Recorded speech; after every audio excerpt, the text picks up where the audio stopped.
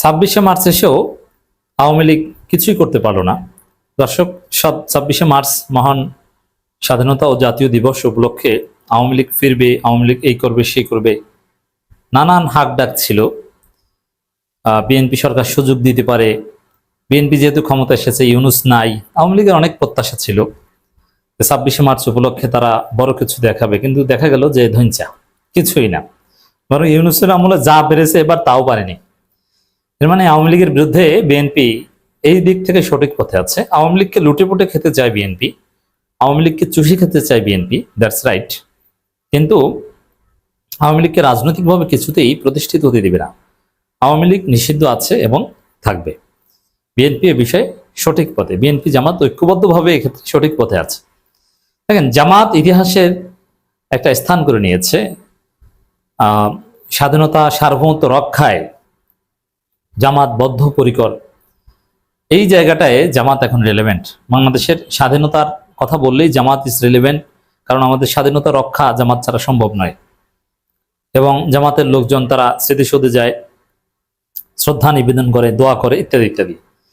কিন্তু আওয়ামী লীগ ইতিহাসের নির্মম বাস্তবতা যে আসলে মানুষ অন্যায় করতে করতে এমন একটা পর্যায়ে চলে যায় যে আওয়ামী লীগের নেতৃত্বে বাংলাদেশ স্বাধীন হয়েছে। যেই বঙ্গবন্ধু শেখ মুজিবুর রহমান ছিলেন স্বাধীনতার অল ইন অল, সর্বাধিনায়ক, আজকে তার নাম উচ্চারণ করাটাও ফৌজদারি অপরাধ, এবং তার নাম উচ্চারণ করলেও পিটানি খেতে হয় এবং জেলে যেতে হয়, এই বিএনপি সরকার আমলে। তো দর্শক, ধানমন্ডি 32 কেন্দ্রিক নানান পরিকল্পনা ছিল। ধানমন্ডি 32-এ কিছু যুবক সেখানে দোয়া করতে গেছে, পুলিশ ধাক্কা দিয়ে বের করে দিয়েছে। ইউনূসের আমলে তো যেত, মানুষজনকে ঠেকাতে হতো, কিন্তু এখন সাধারণ জনগণকে আর ঠেকাতে যেতে হয় না, পুলিশ ঘর ধাক্কা দিয়ে দিলেই ওখান থেকে চলে যায়। একটা উত্তেজনা অ্যাটলিস্ট ইউনূসের সময় ছিল যে কি না কি করে আওয়ামী লীগ, ধানমন্ডি 32-এ আসে না কোন জায়গায় আসে, আবার আওয়ামী লীগপন্থী শিক্ষকরা আসে না কি, কাদের সিদ্দিকী আবার আসে কিনা, এবং কয়েকবার কাদের সিদ্দিকী আসার চেষ্টা করেছিল, আপনারা জানেন। কিন্তু এখন কাদের সিদ্দিকীরাও 26শে মার্চ উপলক্ষেও আর যে মার্চ উপলক্ষেও কোনো মার্চে আসতে পারছেন। এমনকি সামনে আপনারা জানেন যে 15ই আগস্ট আসবে, সেই 15ই আগস্টেও আওয়ামী লীগের লোকজন ধানমন্ডি 32-এর ধারে কাছেও পাড়া দিতে পারবে না। আওয়ামী লীগ নিষিদ্ধ আছে এবং থাকবে। বিএনপি জামাত ঐক্যবদ্ধভাবে অসাধারণ ঘটনা ঘটাচ্ছে। দর্শক, 26শে মার্চ উপলক্ষে মানে আওয়ামী লীগ যে বাংলাদেশের রাজনীতি আর ফিরতে পারবে না। আওয়ামী লীগের ভাগ্য বিএনপি জামাত তাদেরকে ভাগ করে খাবে, এতটুকুই। দেখেন, আওয়ামী লীগের একটা ফিক্সড ভোট ব্যাংক আছে এবং আওয়ামী লীগের কিছু কট্টর সমর্থক আছে, তারা আছে এবং থাকবে। অবশ্য তারা এতটাই দুর্বল যে তারা ঝটিকা মিছিল করতে পারে না। জামাত শিবির কিন্তু নিষিদ্ধ অবস্থায় ঝটিকা মিছিল করেছে এবং হত্যা, নির্যাতন, গুলি, ক্রসফায়ার এগুলো উপেক্ষা করে তাদের অবস্থান জাতিকে জানান দিয়েছিল। গোপন মিটিং করে নানানভাবে তারা টিকেছিল। সেই তুলনায় জামাতের উপর যে নির্যাতন হয়েছিল, সেই তুলনায় আওয়ামী লীগের উপর তেমন কোনো নির্যাতনই হচ্ছে না। সেখানে আওয়ামী লীগ কিছুই করতে পারছে না। এটা থেকে একটা বিষয় স্পষ্ট, বিশেষ করে এই 26শে মার্চ উপলক্ষে আমি ধারণা করেছিলাম যে কিছুটা নড়াচড়া তারা দিবে, কিন্তু না, কিছুই করতে পারলো না। আমি ভেবেছিলাম যে বিভিন্ন জায়গায় কর্মসূচি পালন করবে, ইত্যাদি ইত্যাদি। না, উল্লেখ করার মতো কিছুই করতে পারেনি। মানে বিএনপি এটা নিয়ে এখন আর উদ্বিগ্নই না, সরকারের চিন্তা নাই। ইউনূস আমলের পুলিশের একটা চিন্তা ছিল যে আওয়ামী লীগ কি না কি করে, কিন্তু একদম সব সাইজ হয়ে গেছে এবং আওয়ামী লীগ ফিলিং চিটেড, তারা চিট ফিল করছে যে বিএনপি কে তারা ভোট দিল যে তাদেরকে সুযোগ দিবে, বিএনপি ক্ষমতা আসলে জামাত ঠেকাতে পারলে আমাদের লাভ। এখন দেখা গেছে উল্টা। অ্যাটলিস্ট জামাত ক্ষমতা আসলে আমার মনে হয় যে কিছুটা হলেও আওয়ামী লীগ সাহস করে রাস্তায় নামতো, কিন্তু বিএনপি ক্ষমতায় এই সাহস আর পাচ্ছে না। এর জন্য অনেক দিক থেকে জামাতের চাইতে বিএনপি আশায় যে ভালো হয়েছে, ওভারঅল ভালো হয়েছে সেটা বলবো না, কারণ জামাত ক্ষমতা আসলে বাংলাদেশ দুর্নীতিমুক্ত বাংলাদেশ হতো, বাংলাদেশ অর্থনৈতিকভাবে উন্নত হতো, বাংলাদেশ সিঙ্গাপুর, দক্ষিণ কোরিয়ার মতো হতো।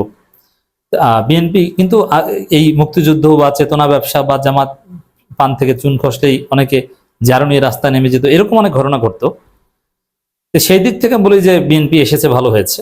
যেমন জুলাই যোদ্ধাদের দায় মুক্তি, এটা সংসদে পাশ করালে, জামাত পাশ করালে অনেকে কান্নাকাটি শুরু করতো, কিন্তু পুলিশ হত্যার বিচার না করলে কিন্তু এখন বিএনপি জুলাই পুলিশ হত্যার দায় মুক্তি দিচ্ছে, কেউ কিছু বলতে পারছে না। এইসব দিক থেকে ভালো হয়েছে। এবং আওয়ামী লীগকে নিষিদ্ধ রাখছে, আওয়ামী লীগকে আরো বেশি মার দিচ্ছে, কেউ কিছু বলতে পারছে না। কিন্তু জামাত ক্ষমতায় থাকলে বিএনপি এর বিরোধিতা করত। তো দর্শক, এখন আওয়ামী লীগ প্রতারিত হচ্ছে, বিএনপি প্রতারণা করছে, এই প্রতারণাকে আমরা স্বাগত জানাই। আওয়ামী লীগের কোনো বক্তব্য, শেখ মুজিবের বক্তব্য, মানে কোনো কিছুই প্রাসঙ্গিক না।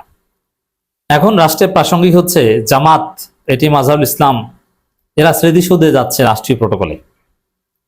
অতএব আওয়ামী লীগ যতই কান্নাকাটি করুক, তাদের পাপের ফল তাদেরকে পেতে হবে। আমাদেরও খারাপ লাগে, আমরা এটাই ভালো হতো যদি বাংলাদেশটা স্বাধীন হয়েছে আওয়ামী লীগের নেতৃত্বে, সে আওয়ামী লীগ স্বাধীনতা দিবস পালন যদি করতে পারতো সুন্দরভাবে, ডেফিনেটলি এটা ভালো হতো।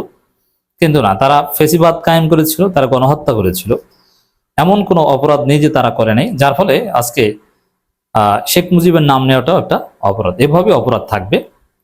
এবং 26শে মার্চ আওয়ামী লীগ যেহেতু মোটেও দৃশ্যমান কিছু করতে পারেনি, এটা থেকে স্পষ্ট যে আওয়ামী লীগ আর কিছু করতে পারবে না। আর করতে পারবে না বলতে এখানে জামাত বিএনপি যৌথভাবে এই বিষয়ে একমত যে আওয়ামী লীগকে আর তারা কিছু করতে দিবে না। তবে আওয়ামী লীগকে চাপ দিয়ে তাদের ভোট যে যতটুকু নিতে পারে। আওয়ামী লীগের অস্তিত্ব এতটুকু, ওই যে কিছু কট্টর নেতা, কিছু ভোট ব্যাংক আছে, তারা থাকবে, কিন্তু সাধারণ জনগণের সমর্থন আর কখনো পাবে না। অতএব আওয়ামী লীগের দৌড় সর্বোচ্চ, যদি বিএনপি জামাত সুযোগ দেয়, তাহলে তাদের দৌড় সর্বোচ্চ জাতীয় পার্টি মার্কা একটা ফোর্থ পার্টির মতো, তৃতীয় হতে পারবে না। বাংলাদেশে ফোর্থ ফিফথ এই পজিশনে থাকবে। ফার্স্ট সেকেন্ড থাকবে বিএনপি জামাত, থার্ড থাকবে এনসিপি, ফোর্থ থাকবে চরমনাই, ফিফথ যদি হতে পারে। অবশ্য চরমনাইয়ের সাথে একটা কম্পিটিশন হতে পারে।